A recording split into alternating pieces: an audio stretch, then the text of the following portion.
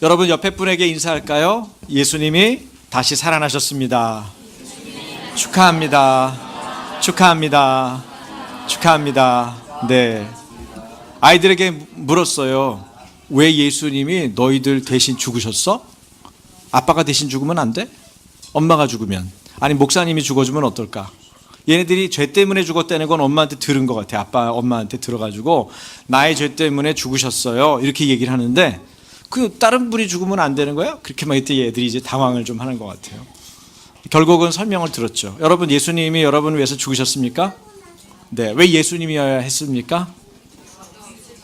네?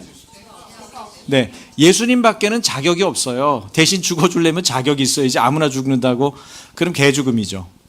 근데 예수님밖에 자격이 없는 거예요. 대신 죽어주고 죄값을 치러줄 수 있는 자격이 있는 분이 예수님이기 때문에 그분이 죽으셨거든요. 근데 죽으셨으면 제 죄값은 치러줬는데 감사한데 그걸로 끝이죠. 그런데 그분이 죽은 자들 가운데서 하나님께서 죽은 자들 가운데서 예수님을 하나님의 아들을 다시 살리셨어요. 그게 의미가 있는 거예요. 그리고 부활의 첫 열매가 되셨는데 우리도 예수님의 열매로서 예수님이 부활의 첫 열매니까 우리도 예수님 믿으면 다시 살게 되는 것입니다. 부활에 대한 소망이 있는 거예요. 그래서 참 큰 기쁨의 날이고 오늘은 축제의 날입니다. 제가 말씀한 구절을 읽고 우리 영상을 먼저 3분 정도 되는 영상을 먼저 보겠습니다. 스토리를 좀 알아야 되니까요. 자, 누가복음 24장 5절 6절인데요. 제가 읽겠습니다. 여자들이 두려워 얼굴을 땅에 대니 두 사람이 이르되 어찌하여 살아있는 자를 죽은 자 가운데서 찾느냐? 여기 계시지 않고 살아나셨느니라. 갈릴리에 계실 때 너희에게 어떻게 말씀하셨는지를 기억하라. 네, 우리 영상 잠깐 보겠습니다. 뒤에 불 좀 꺼주세요.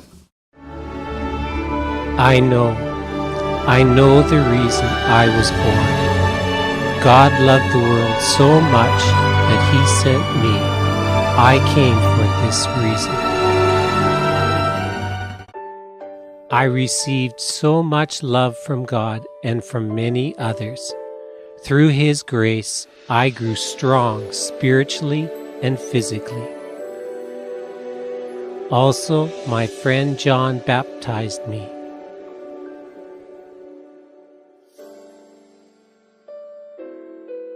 I have 12 special friends: Peter, Andrew, James, John, Thomas, Judas, Philip, and Bartholomew, James, Simon, and Matthew.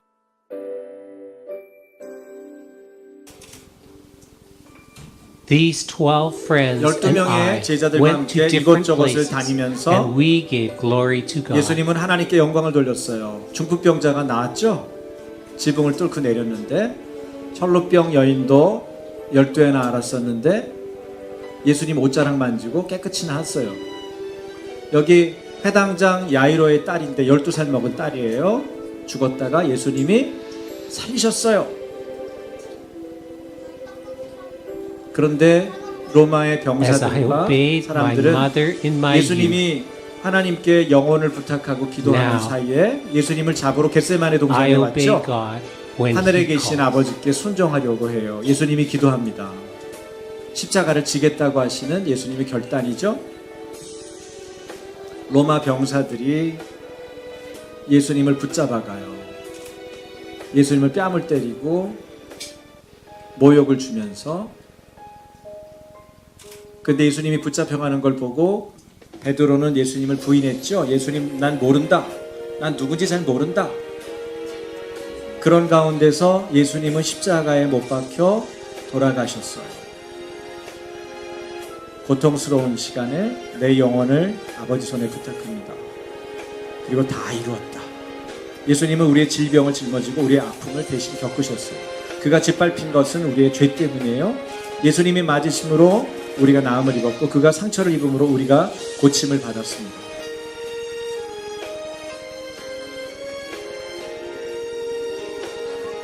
예수님의 십자가에 못 박혀 죽으신 것은 많은 사람들에게 상처가 됐죠. 예수님의 십자가에 못 박혀 돌아가신 다음에 돌무덤에 묻히셨는데 안식일 날 그 훗날에 주일이죠. 예수님의 무덤을 찾았던 마리아가 예수님 돌무덤에 예수님 시신이 없어요. 예수님 돌아가신 시신이 없는 거예요. 네. 그 뒤는 제가 말씀을 전한 다음에 또 보겠습니다. 여러분, 예수님은 하나님의 아들이시지만 사람의 육신을 입고 오셨어요. 다시 말하면 하나님이신, 눈에 보이지 않는 하나님이 사람의 몸을 입고 오셨어요. 뒤에 불 좀 켜주세요. 그리고 예수님은 십자가에 죽임당하셨어요. 대제사장과 서기관들로 이루어진 그 당시에 산헤드린 공의회라고 있는데, 산헤드린 공의회에서 예수님에 대한 고소 내용을 세 가지로 정리했어요. 첫 번째는 예수님이 백성들을 오도했다, 잘못 이끌었다, 이 얘기예요. 그래서 예수님이 미혹했다는 거죠, 백성들을. 그게 첫 번째 고소 제목이에요. 거짓이죠. 예수님이 백성들을 잘못 이끈 것이 없어요. 예수님은 오히려 잘못된 길, 사망의 길, 죄의 길로 가려고 했던 많은 사람들을 전 생애와 생명을 바쳐서 하나님께로 바로 인도하신 분이세요. 하나님의 아들이시죠. 그 다음은 예수님이 로마의 황제 가이사에게 세금을 바치는 것을 금했다. 세금을 가이사에게 못 내게 했다. 그때 통치자였던 가이사에게 바치지 못하겠다. 그러고 고소했어요. 두 번째 고소 내용이에요. 틀렸습니다. 예수님은 세금 낼 돈을 오히려 내보이도록 얘기하시고는, 자, 거기 새겨진 그 동전에 새겨진 가이사의 형상, 가이사의 글을 봐라. 그래서 가이사의 것은 가이사에게, 그리고 하나님의 것은 하나님께 드려야 된다. 그래서 그것을 금한 것이 아니고 정확하게 구별해 주셨어요. 세 번째 고소 내용은 예수님 스스로 자신이 그리스도이고 왕이라고 말씀했다는 거예요. 이거는 맞았어요. 그러나 그 본뜻을 몰랐어요. 예수님이 나는 그리스도고 왕이다, 나는 메시아다, 그렇게 말한 예수님의 본뜻은 뭡니까? 정치적인 왕이 아니에요. 통치하는 왕이 아니에요. 그분은 종이 되어 섬기러 오신 왕이에요. 그래서 제자들에게도 뭐라고 그러셨어요? 겟세마네 동산에 올라가기 전 목요일 날 성만찬을 하신 다음에 그들과 마지막 식사를 한 다음에 제자들의 발을 일일이 씻겨주셨죠. 그게 뭐예요? 세족식이에요. 예수님이 종처럼 제자들의 발을 씻기면서 너희도 앞으로 서로의 발을 씻기는 사람 되라, 그렇게 말씀하셨어요. 종처럼 섬기라는 거죠. 이와 같이 예수님을 고소한 고소의 내용은 전혀 사실과 달랐습니다. 예수님은 정치적인 의미에서의 통치자나 왕이 아니라 종이 되어 섬기러 온 왕이었고, 그분의 나라는 세상에 속한 것이 아니라고 예수님은 분명히 말씀하셨어요. 그런데 당시 총독 누구죠? 빌라도, 그리고 분봉왕 헤롯도 예수님에게서 죄를 찾을 수가 없었어요. 여러 차례 무죄를 선언합니다. 그런데 예수님은 인간의 몸을 입은 존재 중에 유일하게 죄가 없으신 분이시죠. 하나님의 아들이기 때문입니다. 그러나 공회의 무리들은 어떻게 했습니까? 예수님을 십자가에 못 박아라! 십자가에 못 박아라! 그렇게 외치기 시작했어요. 이들은 더욱 힘써서 집요하게 필사적으로 예수님을 고발합니다. 여러분, 사람들이 사람의 힘으로 할 수 없는 일이에요. 배후의 어두움의 세력, 악한 영의 세력이 있었기 때문에 이렇게 집요하게 필사적으로 자기 집안일도 아닌데 목숨을 걸고 그렇게 매달린 거예요. 그래서 예수님을 십자가에 못 박는 일에 그들이 쓰임받은 거죠. 여러분, 악한 자는 악한 날에 악하게 쓰임받습니다. 선한 자는 선한 날에 선하게 쓰임받습니다. 우리가 어느 쪽을 선택하느냐는 매일매일의 선택이에요. 그래서 우리 자신이 주님 앞에서 온전한 삶을 잘 관리하고 드리는 것이 중요하다고 생각합니다. 어쨌든 모든 일은 하나님과의 관계가 이미 죽어버린 자들에 의해서 진행됐습니다. 그들에게서는 결코 생명도 진리도 찾을 수가 없었어요. 또한 전에 원수 관계였던 빌라도와 헤롯이 친구 관계가 됐다고 성경은 말하고 있습니다. 예수님은 억울하고 무고하게 고소와 모욕을 당하고 매맞고 수치와 조롱을 당하시다가 저주의 나무 십자가에 고통스럽게 달려 죽임당하셨어요. 여러분, 그때 무슨 일이 일어났어요? 그날 해가 어두워졌어요. 해가 빛을 잃었다, 그렇게 얘기합니다. 그리고 어둠이 낮 12시부터, 지금이 거의 12시 가까운데 12시부터 오후 3시까지 3시간 동안 지속해서 가장 해가 밝을 시간에 가장 어두운 장면을 묘사했어요. 왜 그랬을까요? 예수님의 죽음에 대해서 하나님도 슬퍼하고 하나님께서 이를 알고 계신다는 것을 보여준 사건이죠. 마치 어둠이 빛을 이긴 것 같은 시간이었어요. 그러나 그 예수 죽음의 현장에서 생명이 시작됐어요. 그게 뭡니까? 여러분, 예수님이 십자가에서 고통당하는 동안에 첫 번째 생명의 징조가 있었는데, 그것은 지성소와 성소를 가르는 휘장이 위에서 아래로 쫙 찢어졌어요. 여러분, 휘장이 찢어졌다는 거 무슨 얘기일까요? 여러분, 지성소라고 하는 곳은 하나님께서 임재하시는 가장 거룩한 장소를 말해요. 1년에 한 번씩 대제사장만 제사를 드리기 위해서 들어가는 특별한 장소죠. 아주 거룩한 곳이에요.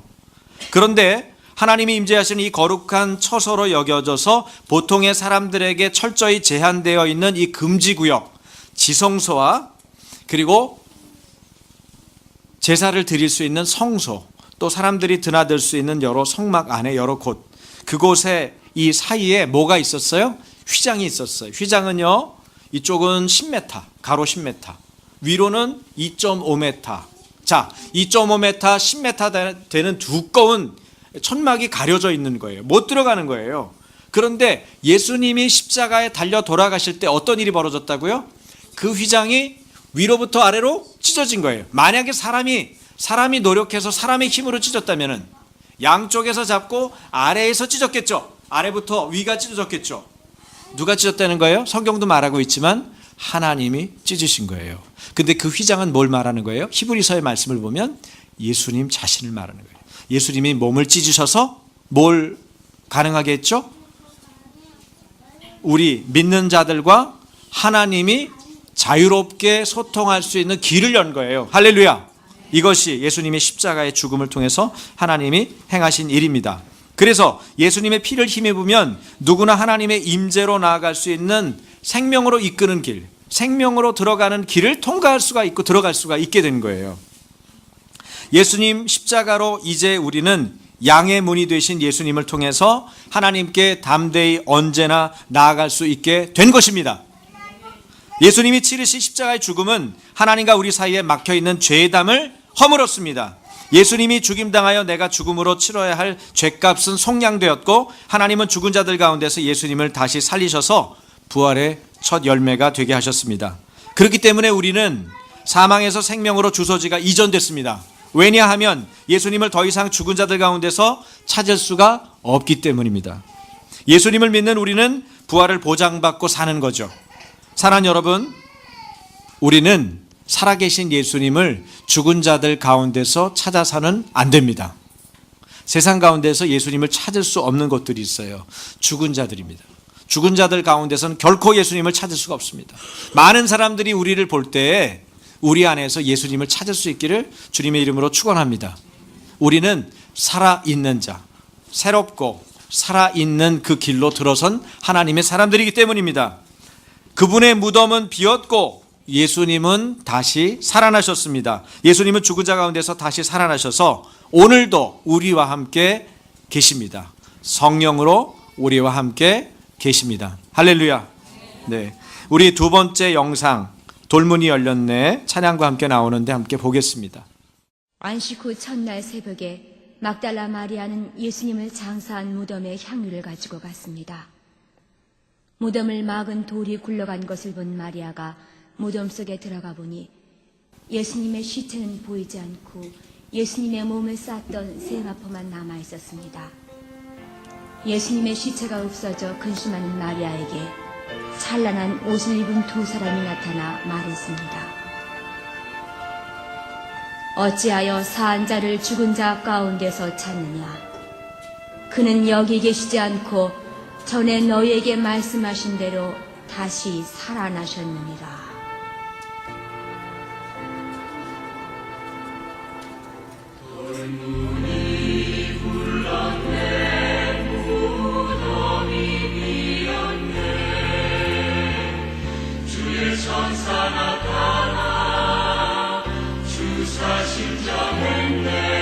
베드로죠. 베드로도 와서 예수님의 무덤에 아무도 없다는 걸 봤고요. 엠마오로 가는 두 제자, 예수님이 십자가에 처형당한 것 때문에 실망하고 좌절해서 가고 있던 엠마오로 가는 두 제자가 있었는데 그 제자를 예수님이 만나주시죠. 찾아가서 처음엔 알아보지 못했지만 예수님 말씀을 듣는 중에 그들의 가슴이 뜨거워지고 그들의 눈이 열리면서 예수님이 하신 말씀을 깨닫게 됩니다. 예수님이 부활하셨다는 소식을 듣게 되죠. 자, 제자들은 무서워서 어느 마가의 다락방, 그죠? 집에 머물러 있죠. 도마는 믿지 않죠? 그때 그 도마에게 예수님이 십자가에 못 박힌 손자죽을 보여주면서 보지 않고 믿는 자가 복되다, 그렇게 말씀하시죠. 부활하셔서 제자들에게 나타나셔서 그 부활이 사실이고 확실한 증거인 것을 뚜렷하게 보여주십니다. 곳곳에서.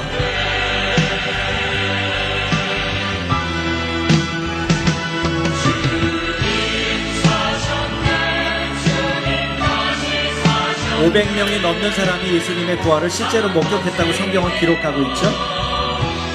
많은 역사가들이 예수님의 부활이 역사적인 사실이라고 증언하고 있습니다. 예수님의 무덤은 비어 있습니다. 그리고 예수님은 부활하신 후에 40일 이후에 하늘로 오르시죠. 승천하시는 것도 보여주십니다. 예수님의 부활은 우리의 믿음의 증거입니다. 네, 할렐루야. 기도하겠습니다. 하나님 아버지 감사합니다. 예수님은 우리를 위하여 부활하셨습니다. 하나님께서 죽은 자들 가운데서 예수님을 살려내셨습니다. 일으켜 주셨습니다. 예수님이 생존하실 때 수많은 자들의 죽음을 일으키셨던 것처럼 우리도 예수님을 믿기 때문에 그날이 되었을 때, 주님 다시 오시는 날에 하나님, 우리도 주님의 공중에 올림바 되어 다시 부활할 것입니다. 주님 부활의 몸을 입고 주님 앞에 설 때까지 믿음을 잘 지키고 끝까지 온전한 삶을 살아갈 수 있도록 거룩하고 흠없는 백성으로 주님 우리를 붙들어 주시고 날마다 인도하여 주옵소서. 예수 그리스도 이름으로 감사하며 기도합니다. 아멘.